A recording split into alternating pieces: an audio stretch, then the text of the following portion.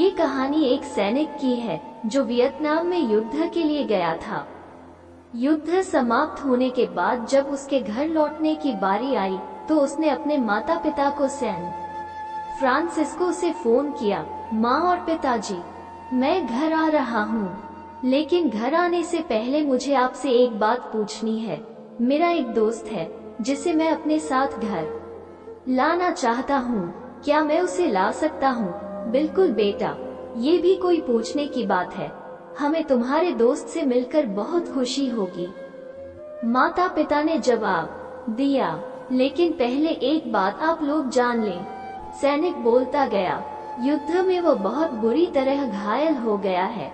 उसने एक बारूदी सुरंग पर पैर रख दिया था और उसमें उसने अपना एक हाथ और पैर गंवा दिया है।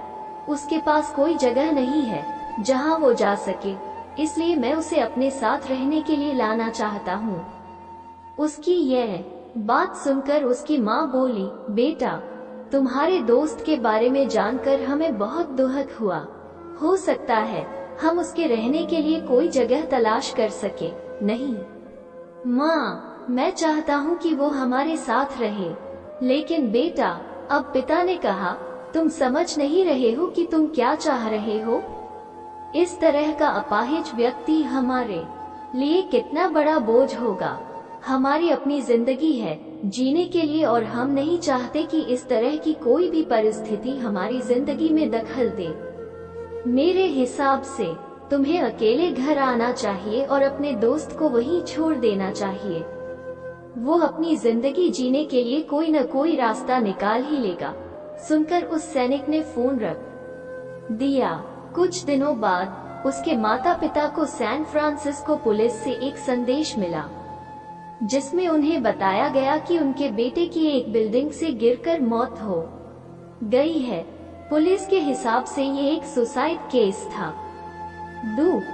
माता पिता ने तुरंत ही सैन फ्रांसिस्को के लिए फ्लाइट बुक कराई और वहां पहुंच गए।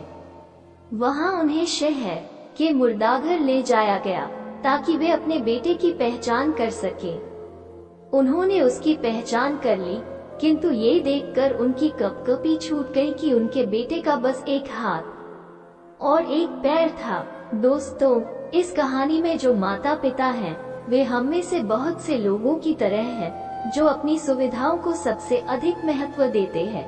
वे उन लोगों से प्यार करना या रहना या समय बिताना चाहते हैं जो दिखने में अच्छे हैं, स्वस्थ हैं या फिर जिनके साथ रहकर उन्हें मजा आता है। वे ऐसे लोगों को पसंद नहीं करते जो देखने में स्वस्थ, सुंदर या स्मार्ट नहीं है या जिनके साथ वे मजा नहीं कर पाते या जो किसी भी रूप में उनके लिए असुविधाजनक हैं। वे ऐसे लोगों से दूरी बनाकर रखते हैं, लेकिन कभी कभी उनके इसी व्यवहार के कारण उनके सामने ऐसी परिस्थितियां उत्पन्न हो जाती है जब उन्हें पछताना पड़ता है। आइए लोगों को वे जैसे हैं वैसे ही अपनाएं और जरूरत पड़ने पर उनकी मदद करें।